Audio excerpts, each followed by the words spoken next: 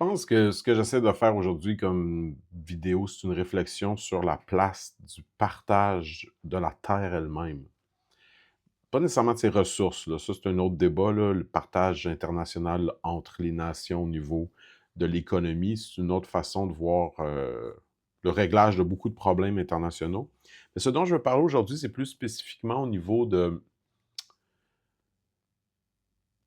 la colonisation. Tu sais, par exemple, quand les Blancs sont arrivés dans les Amériques, quand les Européens sont arrivés ici, euh, les Autochtones avaient comme philosophie de vie, généralement parlant, de ne pas posséder la terre.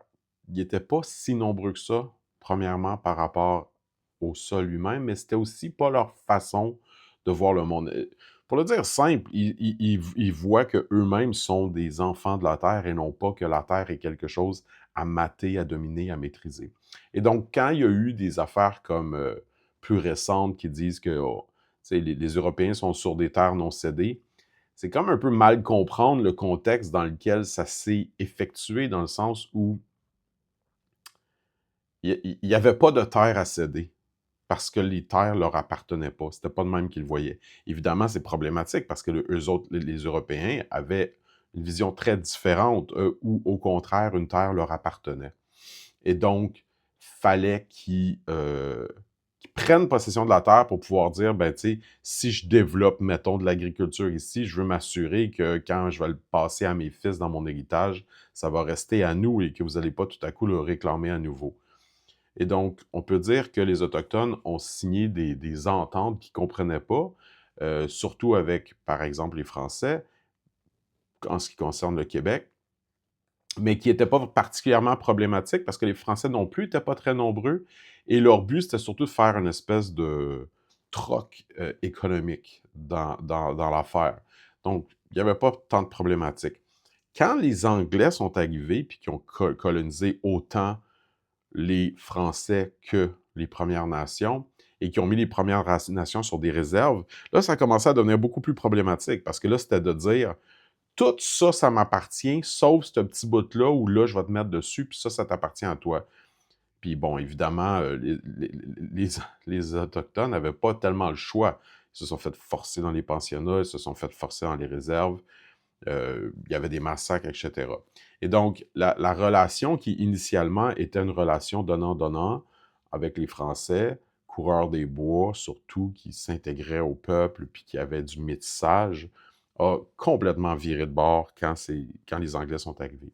Puis je dis pas ça pour blâmer les Anglais, parce que pour arriver dans le vif du sujet, oui, c'est sûr qu'ils ont fait des erreurs historiques, mais là où je veux en venir, c'est de dire, malgré tout ça, on ne peut pas demander aux anglophones de l'anglosphère, que ce soit aux États-Unis ou au Canada, de retourner vivre en Angleterre maintenant, des siècles plus tard.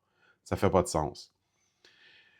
Et donc, par analogie, on ne peut pas plus demander aux Juifs qui, s'ils sont moins que 77 ans, sont nés dans l'État d'Israël, ceux qui sont nés dans l'État d'Israël, évidemment, il y a des Juifs qui sont nés ailleurs, de retourner en Europe, en Pologne, peu importe d'où ils venaient, parce que l'État d'Israël, supposément, appartiendrait, en fait, la Palestine, d'une mer à l'autre, appartiendrait aux Arabes, aux musulmans, qui eux-mêmes, soit dit en passant, ont été des colonisateurs aussi. Donc, la religion musulmane a fait beaucoup de colonisation. Et donc, le fait de réclamer que c'est purement à eux, ça serait un peu comme un Québécois souverainiste qui ne reconnaîtrait pas le droit des Premières Nations en disant « ici, c'est chez nous et on veut ça, mais on s'en fout de ce que les Premières Nations viennent faire dans l'équation. C'est chez nous, c'est pas chez eux. » C'est un peu ça qu'ils font à quelque part, les musulmans au Moyen-Orient, quand, après avoir colonisé, prétendent que personne d'autre peut venir après. C'est un peu plus problématique que ça, là, c'est-à-dire plus complexe que ça, ce qui est arrivé au Moyen-Orient. En gros, en 1948, l'ONU a voté de façon multilatérale, c'est un vote démocratique, sans Conseil de sécurité impliqué dans le vote, euh, de trouver une solution à la Shoah, l'Holocauste envers les Juifs, en leur donnant un État qui avait été dominé militairement, principalement par l'Empire britannique au travers de la Première Guerre mondiale, et depuis donné à l'ONU qui l'a donné au peuple juif pour créer le projet sioniste de créer un État israélien. Et donc, quand on parle du partage de la planète en cohabitation, c'est normal qu'on puisse parler de problématiques colonialistes, c'est normal qu'on puisse parler de réparation à faire, je dirais, essentiellement pour que les peuples apprennent à se pardonner et avancer ensemble et que la paix puisse éventuellement venir.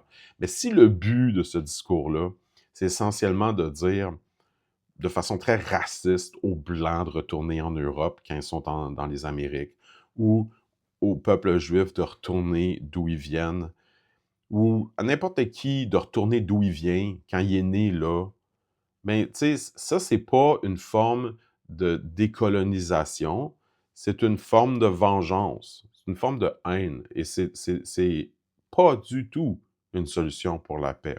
Et donc, par exemple, tu sais, on va dire des choses comme, je sais pas moi, l'État d'Israël, c'est un État d'apartheid, mais en fait, à l'intérieur de l'État d'Israël, il y a, je pense, à peu près 2 millions d'Arabes qui vivent là, qui sont musulmans, et qui n'ont aucune différence sur leur passeport. Il n'y a pas de mention qui ne sont pas de la religion juive sur leur passeport. Ils ont tous les mêmes droits, etc. C'est un État de droit, l'État d'Israël. C'est pas vrai qu'il y a un apartheid, c'est absolument faux. Ce qu'il y a, c'est une domination militaire de l'État d'Israël sur la Palestine, sur la bande de Gaza. Mais pourquoi? Ben parce qu'ils se font attaquer. Parce que depuis 1948, 6 États arabes principalement ont répondu à ce vote démocratique-là de l'ONU par les armes.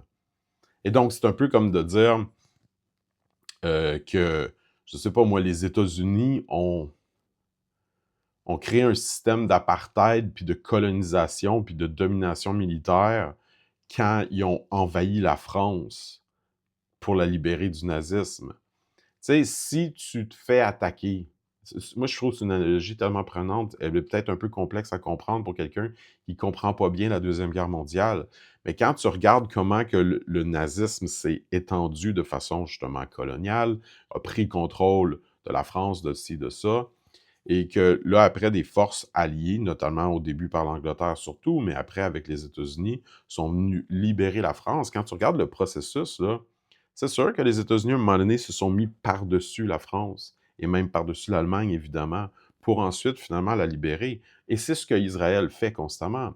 Israël va, va attaquer. Tu sais, par exemple, prends le 7 octobre. Le 7 octobre, tu as eu quoi, 1200 personnes qui ont été tuées? Que, bon, évidemment, la propagande musulmane te dit que c'est des soldats israéliens, mais en fait, c'est juste des citoyens israéliens qui ont fait leur service militaire comme, je pense, tous les Israéliens doivent le faire à quelques exceptions près. Et donc, ça, c'est faux. C'était pas des soldats, c'était des jeunes qui dansaient dans un festival. Puis, il y a à peu près 1200 personnes qui ont été tuées dans des massacres, des viols, des ci, des ça. Et là, quand ils ont ramené des otages, ils se sont cachés dans un réseau souterrain dont les sorties étaient principalement des hôpitaux, des mosques et des écoles. Qu'est-ce que tu voulais que l'armée israélienne fasse?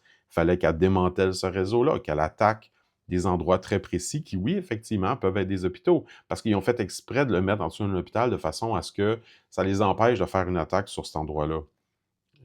Et donc, là, la question, c'est est-ce qu'on on n'aurait pas attaqué Hitler s'il s'était caché dans un hôpital? Ça fait pas de sens. C'est une guerre. Il faut comprendre que c'est une guerre, puis c'est une guerre parce que l'Empire ottoman défait durant la Première Guerre mondiale a jamais avalé sa défaite. Puis après la deuxième, quand on a décidé de donner une partie du territoire aux Israéliens, ben ils l'ont jamais avalé, ils ont répondu par les armes. Et jusqu'à ce jour, ils disent que la solution, c'est de littéralement les sortir.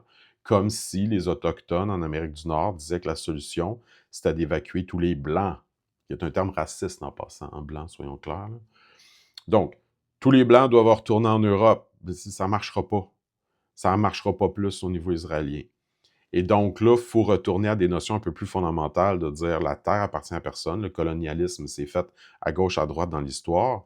mais il faut accepter des décisions démocratiques faites de point de vue multilatéral, votées par pas mal toutes les nations qui étaient, toutes les nations qui étaient aux Nations Unies, mais beaucoup de nations étaient déjà aux Nations Unies. Et donc, il y a un vote démocratique qui se fait, il y a un non-respect de ce vote-là par les armes. Qui est le fautif? Les États arabes qui ont refusé la démocratie. Point barre.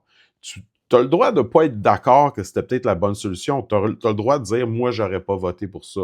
Mais 70 ans, 17 ans après, dire que la solution, c'est de les expulser, c'est aussi ridicule que de dire que la solution aux Premières Nations au Québec, c'est d'expulser les Québécois en France. Ça ne marchera pas. C'est pas une solution. De là, constamment qu'on répète la solution à deux États, qui est de dire non, c'est pas un apartheid, c'est deux États. Et ça, Israël est d'accord avec ça. Mais le problème, c'est que l'islam radical, qui est rendu dans les rues occidentales à faire des prières puis à répéter en chanson que d'une mer à l'autre, la Palestine sera libre, veut littéralement expulser tous les Israéliens de leur terre, de leur pays, qui a été construit complètement légalement selon le droit international. On va-tu vraiment laisser ces radicaux-là empêcher la création du droit international, empêcher les nations, empêcher... C'est pas de la coexistence qu'ils demandent, là. C'est une domination totale de leur unique point de vue religieux qui pense qu'il est le seul bon. À un moment donné, il va falloir se le dire. Donc oui, c'est sûr qu'il faut faire attention aux dérives, de ne pas stigmatiser, je sais pas moi, une femme voilée. C'est pas la problématique, mais quand on parle, par exemple, des frères musulmans, de Boko Haram au Nigeria, etc., je pense qu'à un moment donné, il faut être capable d'appeler un chat, puis de dire, leur solution, c'est les armes. Puis c'est la seule solution qu'ils mettent de l'avant. Puis à un moment donné, un peu comme aux nazis, t'as pas le choix de répondre aux armes par les armes. C'est tout. C'est la vie, c'est la guerre. Ça a toujours existé dans l'histoire de l'humanité. Il n'y a rien de surprenant, puis il n'y a rien de nouveau là-dedans.